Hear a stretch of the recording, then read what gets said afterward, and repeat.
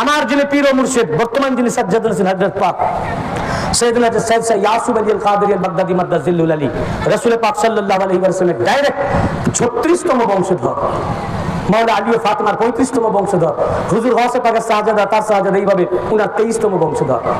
আহলে বাইত ইনার প্রতিও মাওয়াদ্দা করতে বলছেন কোরআন পাক। পুরা আলে মুহাম্মদ মানে ইনাদের প্রতিও মাওয়াদ্দা। আর ইনাদের বিরুদ্ধে যারা কথা বলতেছে, বুঝলেন না, এই তো এসেছিলেন ওনারা কিছুদিন আগে, ওনাদের বিরুদ্ধে অনেকেই নাকি অনেক কথা বলছে। এটা বলে কি করলো, ইনারা তো নবীজির আহলে বাইত পাক না, औलाद খানদান, কি করলো, আল্লাহ পাক বলেছেন মাওয়াদ্দা করতে, আর মোল্লা ওনাদের কুৎসা করতেছে। তো এরা কি কোরআনের সাথে যুদ্ধ করতেছে না? বলুন, কোরআনের বিরুদ্ধে যাচ্ছে না? তো কোরআনের বিরুদ্ধে যাওয়ার পর আর মুসলমান থাকবে না কাফির হবে? আর মুসলমান থাকে, যার কালেমা পড়েছে তার খানদান পাকের বিরুদ্ধে বলছে, বুঝতে পেরেছেন না? উনাদেরই বিরুদ্ধে কথাবার্তা বলছে। তারপরে আমি এও শুনেছি, আমি মাওয়াদ্দাতে পরে আসছি, আপনারা বুঝতে পারছেন, ওনাদের দাড়ি মোবারক নিয়েও কথা বলেছে, বলছে না? আসলে তুমি মোল্লা জানবে কি করে, তুমি তো নিজেই কিতাব পড়ো না। দাড়ির মাসালা তারা জানে, পড়েছে কোথাও দাড়ির মাসালা? না তারা ফিকহে হানাফির কিতাব পড়েছে, না কোনো হাদিসের বই পড়েছে। ইসলাম সুন্দর ধর্ম। ইসলাম কি বলুন, সুন্দর ধর্ম না? সবচেয়ে সুন্দর ধর্ম। তো ইসলাম ধর্মাবলম্বী ব্যক্তি হবে সবচেয়ে সুন্দর, তার ভাষা হবে সুন্দর, কথাবার্তা হবে সুন্দর, ভাষা শৈলী সুন্দর, চেহারা কালো হতে পারে কিন্তু হবে সুন্দর, তার মাথার টুপি হবে সুন্দর, কাপড় হবে সুন্দর, কেশ বিন্যাস চুল হবে সুন্দর, দাড়ি হবে সুন্দর।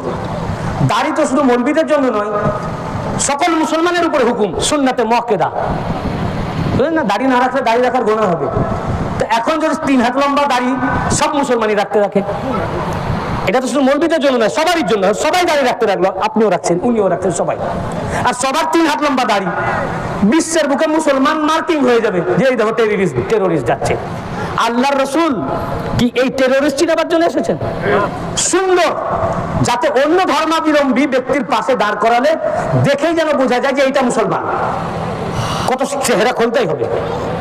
হাদিসে পাকে কোন জায়গায়, হাদিসে পাকে সহিহ বুখারী থেকে, মুসলিম থেকে, তিরমিজি থেকে, আবু দাউদ, নাসাই থেকে, সিয়াসিতটা তো ছেড়ে দেন, হাদিসে পাকের যত জাখিরা আমি পড়ে আপনাদের বলতেছি নিজে জিম্মাদারি সহিত, কোন জায়গায় কিতাবে আল্লাহ রাসূল এই দাড়ির কোন মেজারমেন্ট বর্ণনা করেন নাই।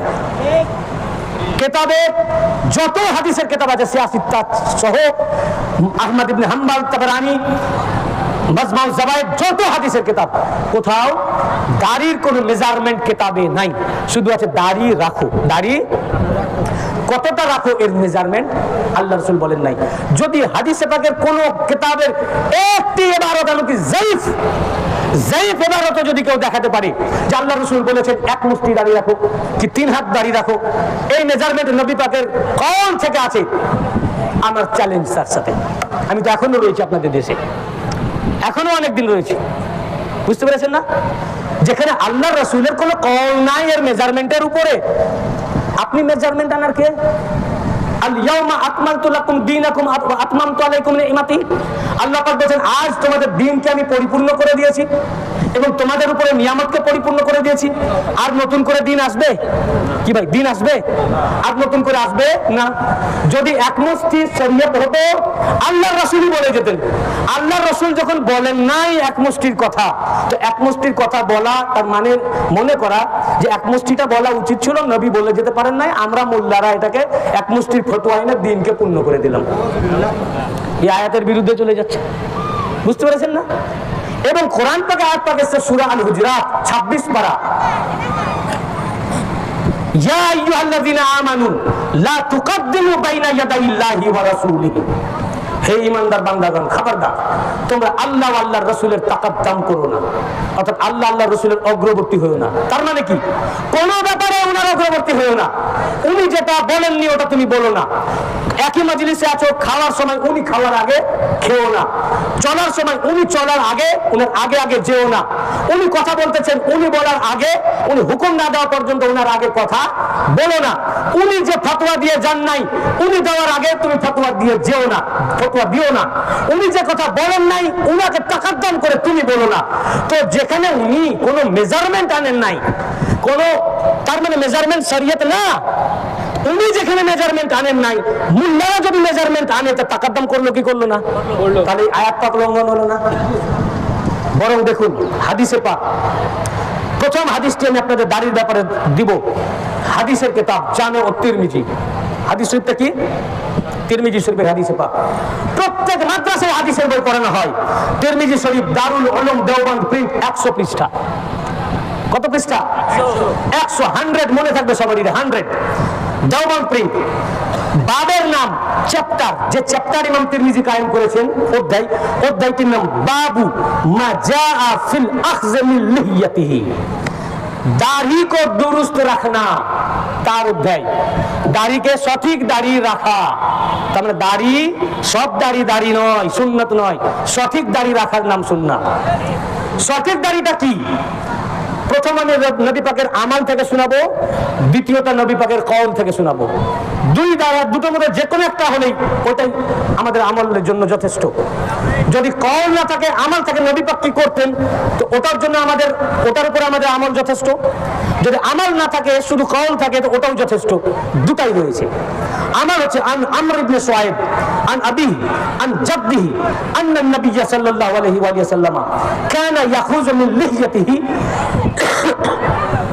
মিন আরদিহা ওয়া তুলিহা। হযরত আমর ইবনে শুআইব তিনি তার পিতা থেকে বর্ণনা করেন এবং তিনি তার দাদা থেকে। তিনি বলেন তিনি রাসূল পাকের সাহাবী। উনি বলেন আমি নিজের চোখে দেখেছি রাসূল পাক সাল্লাল্লাহু আলাইহি ওয়াসাল্লামকে, আমি তার সাহাবী। আন্নান নবী সাল্লাল্লাহু আলাইহি ওয়া সাল্লাম, ওনার দাড়ি মোবারক কেমন ছিল? কানা ইয়াখুযু মিন লিহিয়াতিহি মিন আরদিহা ওয়া তুলিহা। नबी पाक सल्लल्लाहु अलैहि वसल्लम ने अपने दाढ़ी मुबारक को लंबाई और चौड़ाई से कुछ हिस्सा लिया करते थे। लंबाई और चौड़ाई से कुछ हिस्सा लिया करते थे। अखज, अखज करते थे। अखजा, अखजा माने नेवा, पकड़ना, नेवा, राखा की, তাই তো মৌলানা সাহেব? আখাজা মানে নেওয়া, মানে রাখা, যেটা উনি নিতেন, যেটা রাখতেন, যেটা মুখে নিতেন, ওরা চেহারা মুবারকে যেটা নিতেন, যেটা রাখতেন, আখাজা। ইয়াখুযু মিন লিহিয়াতিহি মিন আরদিহা ওয়া তুলিহা, লম্বার দিকে এবং চওড়ার দিকে কিছুটা অংশ রাখতেন, বেশি রাখতেন না। এই হাদিসে পাক 86টা হাদিস, 6টা সহিহ হাদিসের মধ্যে একটি হাদিস জামে ও তিরমিজি। এই হাদিস প্রত্যেক মাদ্রাসায় দার্স দেওয়া হয়। দারুলবী, দেওবন্দি, ওয়াহাবি, লামাজাবি, জামাত ইসলামী, তাবলীগ জামাত, তখন আপনি এই হাদিসটা পান না। এবং বেশি দূরের হাদিস নয়, 100 পাতার হাদিস। কত পাতা? 100। দ্বিতীয় খণ্ডের 100 পাতার হাদিস। তাহলে কি মাদ্রাসায় পড়ানো হয়? চুরি করা হয়, ফাঁকিবাজি করা হয় নাকি? যে হাদিস খুঁজে পান না, যে লম্বাई और चौड़ाई से, लंबाई माने এই দিক, চওড়া মানে এই দিক, लंबाई और चौड़ाई से कुछ हिस्सा लिया करते थे। লম্বা এবং চওড়ার দিকে নবী পাক কিছুটা রাখতেন, যে আপনি রেখেছেন, বুঝতে পারছেন না? একবার দাঁড়িয়ে দেখেন, একবার দাঁড়িয়ে দেখেন, এই যে কিছুটা রেখেছেন লম্বার দিকে এবং চওড়ার দিকে। বসেন। লম্বাই और चौड़ाई से ইয়াখুযু মানে নিতেন, মিন আরদিহা ওয়া তুলিহা, তুলিহা মানে লম্বা, লম্বা এবং চওড়ার দিকে কিছুটা নিতেন, তার মানে কাটতেন না, বেশি রাখতেন না, ভারকুল্লা রাখতেন না, সুন্দর করে রাখতেন। এটা তিরমিজি শরীফের হাদিসে পাক। এক নাম্বার ব্যাখ্যায় পরে আসছি। এবারে আমরা কোন মাযহাবের উপর চলি? বলুন কোন মাযহাব? হানাফি না? ইমাম আবু হানিফার কিতাব মুসনাদে ইমাম আযম, মুসনাদে ইমাম আযম, মুসনাদে ইমাম আযম, ইমাম আবু হানিফার কওল। এটার 481 পৃষ্ঠা। আর করাচি প্রিন্ট আরবি মাতান তার 592 পৃষ্ঠা, 592। আর হাদিস নাম্বার 432। দাড়ি কেমন রাখতে হবে আজ শুনে নেন। আজ ফতোয়া দিতে গিয়ে আপনার দাড়িটাই নাজায়েজ হয়ে গেছে, বুঝতে পেরেছেন না? ইমাম আবু হানিফা বলতেছেন মুসনাদে ইমাম আযম, এই কিতাবটা চোখেই দেখেছে কিনা? এই কিতাব প্রথম, পরে আমি নেট থেকেও পেয়েছি, প্রথম আমাকে আমার হুজুর পাক তার মাওলানা পাকের লাইব্রেরি থেকে আমাকে এই কিতাব পাকটি দিয়েছিলেন। ফার্স্ট আমাকে কিতাব, সেখানে থেকে আমি পেয়েছিলাম প্রথম। আবু হানিফা আনিল হাইসাম আন রাজুলিন আন্না আবা কুহাফা আতান নবী সাল্লাল্লাহু আলাইহি ওয়া সাল্লাম ওয়া লিহইয়াতিহি قد انصرف قال فقال لو اخذتم واشار الى نواهي لحيته এই হাদিস শরীফের কিতাব দিয়ে আবার উর্দু হয়ে গেছে তো যেটা উর্দু হয়েছে ওটাও আমার কাছে আছে, আমার ল্যাপটপেও রয়েছে, ওই উর্দুটা ট্রান্সলেট করে শোনাচ্ছি। ইমাম আবু হানিফা যে বাব চ্যাপ্টার কায়েম করেছেন হাদিসের কিতাবের মধ্যে, আবু হানিফার কিতাব, সেই চ্যাপ্টারটির নাম বাবু আখজি বিনওয়াহিল লিহইয়া। এর অর্থ দাড়ি কে ইতরাফ জাওয়ানিব কো কাটওয়ানা, মানে দাড়ির চতুর্দিককে কাটানোর অধ্যায়, দাড়ির চতুর্দিককে কাটানোর অধ্যায়। ইমাম আবু হানিফাও দাড়ি কাটার পক্ষে, দাড়ি চাঁচা নয় কাটা, দাড়ির চতুর্দিক। উনি যে চ্যাপ্টার কায়েম করেছেন অধ্যায়ের নামই দিয়েছেন বাবু আখজি বিনওয়াহিল লিহইয়া, दाढ़ी के एतराब जवानब को कटवाना, तार बाप दाढ़ीर चतुर्दिक के काटानो तार अध्याय। तार মানে ইমাম আবু হানিফাও ভারকুল্লা দাড়ির পক্ষে নয়, দাড়ি কেটে ছেটে সুন্দর করে রাখার পক্ষে ফিকহে হানাফি, ফিকহে হানাফি। তাই উনি তার অধ্যায়টা লিখেছেন। এই অধ্যায়ে এবার উনি তার ফিকহকে তো সাবিত করতে হবে যে উনি কেন দাড়ি কাটাকে উনার ফিকহতে এনেছেন, কেন এটাকে উনি তার ফিকহতে আবু হানিফা এনেছেন। তাই নিচে এবার হাদিস এনেছেন। হাদিস শরীফটা আমি আগেই পড়ে দিয়েছি। আবু হানিফা বর্ণনা করেন হাইসাম থেকে, তিনি বর্ণনা করেন যে এক ব্যক্তি বলেন আন্না আবা কুহাফা আতান নবী সাল্লাল্লাহু আলাইহি ওয়াসাল্লাম, একদিন হযরত আবু কুহাফা রাদিয়াল্লাহু আনহু রাসূল পাক সাল্লাল্লাহু আলাইহি ওয়াসাল্লামের কাছে আসলেন। আবু কুহাফাকে জানেন? হ্যাঁ, এই তো জানেন। আবু কুহাফা হচ্ছেন হযরত আবু বকরের আব্বার নাম, হযরত আবু বকরের। তো হযরত আবু বকরের আব্বা, তার নাম হযরত আবু কুহাফা। তিনি একদিন রাসূল পাক সাল্লাল্লাহু আলাইহি ওয়াসাল্লামের সামনে আসলেন। তো ওনার সামনে আসলেন কদ ইনশারাত। तो अल्लाह रसूल देख ले, जब उर्दू तर्जुमा হচ্ছে और उनकी दाढ़ी बिखरी हुई थी, ওনার দাড়ি ছড়িয়ে ছিটিয়ে ছিল, খোঁচা খোঁচা হয়েছিল চারিদিক। এরকম সুন্দর নাই, প্রেম করা ছিল না, খোঁচা খোঁচা হয়েছিল চারিদিক, মানে ছড়িয়ে ছিটিয়ে ছিল, বড় বড় হয়ে গেছিল। সঙ্গে সঙ্গে আল্লাহ রাসূল সাল্লাল্লাহু আলাইহি ওয়াসাল্লাম, আল্লাহ রাসূল বলেন লাউ আখাযতুম ওয়া আশারা ইলা নওয়াহি লিহইয়াতিহি। আল্লাহ রাসূল সাল্লাল্লাহু আলাইহি ওয়াসাল্লাম তার দাড়ির চতুর্দিক এইভাবে আঙ্গুল দিয়ে ইশারা করে দেখিয়ে বললেন, কাশ, इशारा करते हुए फरमाया, काश तुम इसको काटते और छांटते।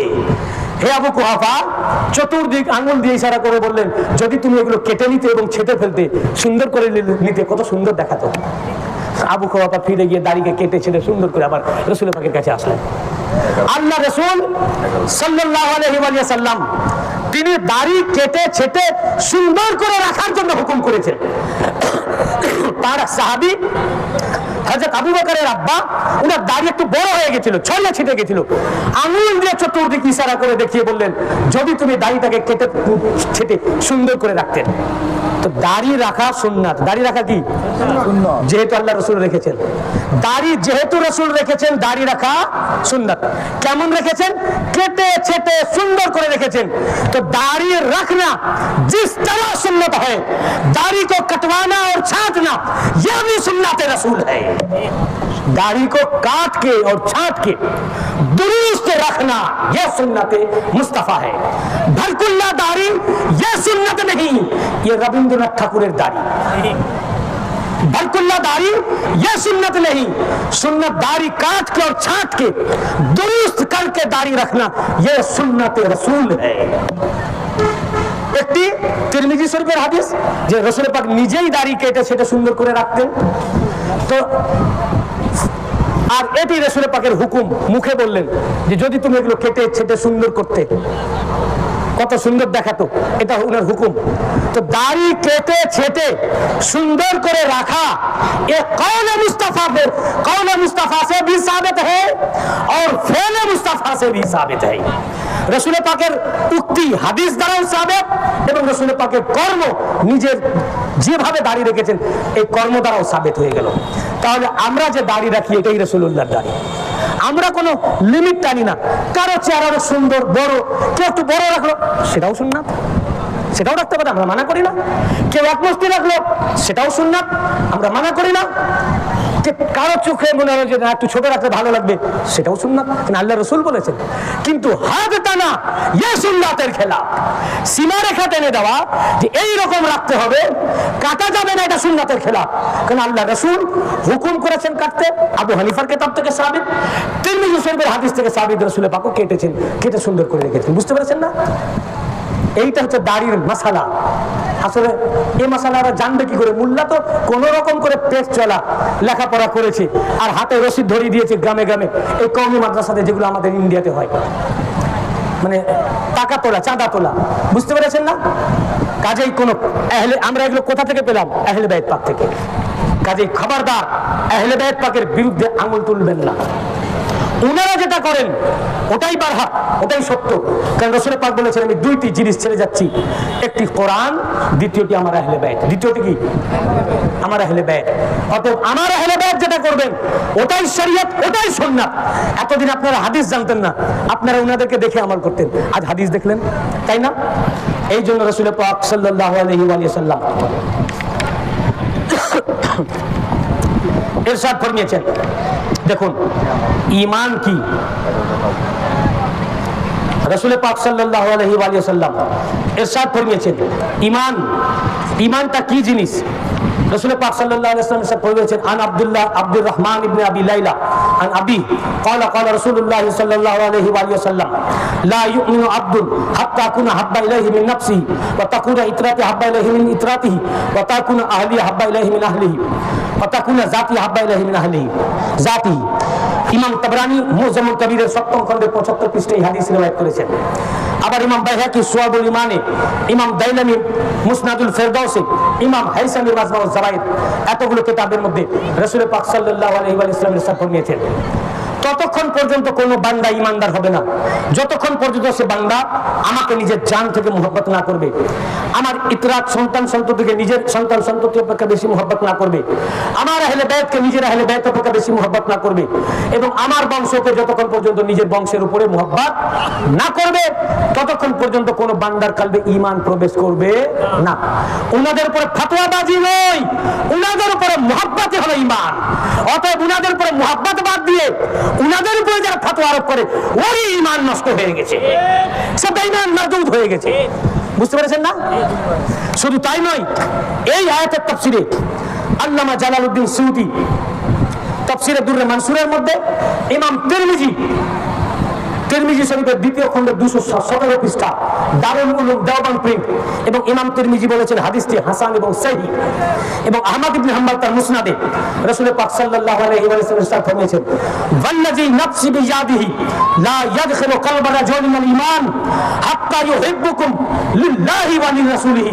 রাসূল পাক সাল্লাল্লাহু আলাইহি ওয়া সাল্লাম ইরশাদ ফরমিয়েছেন, খোদার কসম যার কবজায় কুদরত আমার প্রাণ, ততক্ষণ পর্যন্ত কোন বান্দার কলবে ঈমান প্রবেশই করবে না যতক্ষণ পর্যন্ত ওই বান্দা আল্লাহর হুকুম অনুযায়ী এবং তার রাসূলের কারণে হে আমার খানদান তোমাদেরকে মুহাব্বত না করবে।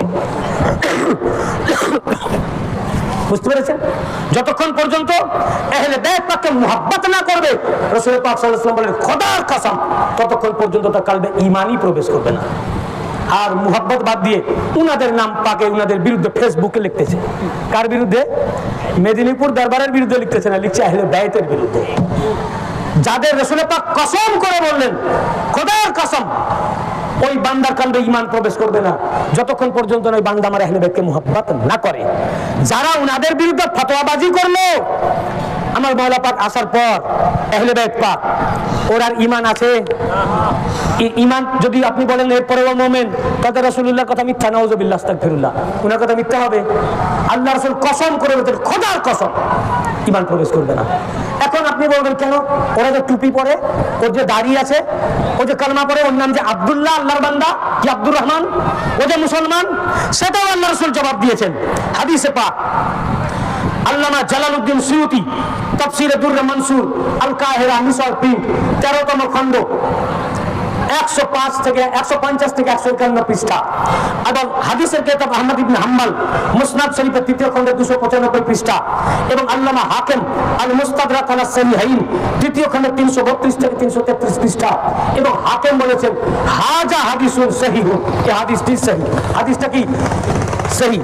রাসূল পাক সাল্লাল্লাহু আলাইহি ওয়াসাল্লাম ইরশাদ ফরমিয়েছেন, ওয়াল্লাহ, খোদার কসম, লা ইয়াদখিলু কলবা মুসলিমিন ঈমান হাত্তা ইউহিব্বুকুম লিল্লাহি ওয়া লিকারাবাতি।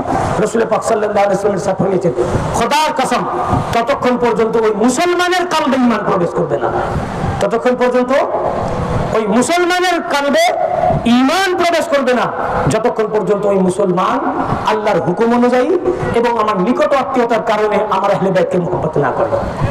বলছেন মুসলমানের কলবে, মুসলমান মানে কি? ও আব্দুল্লাহ আব্দুর রহমানের নাম হবে, ও কালমা পড়নেওয়ালা হবে, ও নামাজি হবে, ও রোজাদার হবে, হাজী সাহেব হবে। আল্লাহ রাসূলের খোদার কসম, ওই মুসলমানের কলবে ঈমান প্রবেশ করবে না, অর্থাৎ ওই নামাজির কলবে ঈমান প্রবেশ করবে না, ওই রোজাদারের কলবে ঈমান প্রবেশ করবে না, ওই হাজী সাহেবের কলবে ঈমান প্রবেশ করবে না, ওই মুসলিমের কলবে ঈমান প্রবেশ করবে না যতক্ষণ পর্যন্ত না ওই মুসলমান, ওই নামাজি, ওই রোজাদার, ওই হাজী সাহেব আমার আহলে বাইতকে মুহাব্বত না করবে। অর্থাৎ আমার আহলে বাইতকে যতক্ষণ মুহাব্বত না করবে, ও হাজী হতে পারে, গাজী হতে পারে, পীর হতে পারে, মুফতি হতে পারে, মুহাদ্দিস হতে পারে, ফাকিহ হতে পারে, মুসলমান হতে পারে, নামাজি হতে পারে, ওই ঈমানদার না, মুমিন না। মুমিন হওয়ার জন্য আহলে বাইতের মুহাব্বত, অর্থাৎ আহলে বাইতের মুহাব্বত ব্যতীত কলবে ঈমান প্রবেশ করবে। অতএব মুমিন ওই নামাজি যে নামাজির হৃদয়ে আহলে বাইতের মুহাব্বত, মুমিন ওই হাজী সাহেব যে হাজী সাহেবের হৃদয়ে মুহাব্বত আহলে বাইতের, মুমিন ওই পীর সাহেব যে পীর সাহেবের হৃদয়ে আহলে বাইতের মুহাব্বত, মুমিন ওই রোজাদার যে রোজাদারের হৃদয়ে আহলে বাইতের মুহাব্বত। যার হৃদয়ে আহলে বাইতের মুহাব্বত না, ও মুসলমান ও নামাজি, ও মুমিন না, ও কলবে ঈমান প্রবেশ করে নাই। অতএব ইনাদের বিরুদ্ধে যারা কথা বলে জেনে রাখবেন ও মুনাফিক, ওর কলবে ঈমান প্রবেশ করে নাই। এই জন্য রাসূল পাক সাল্লাল্লাহু আলাইহি ওয়াসাল্লাম ইরশাদ ফরমিয়েছেন, মাতা আলা বুগজি আলে মুহাম্মাদিন মাতা কাফিরান।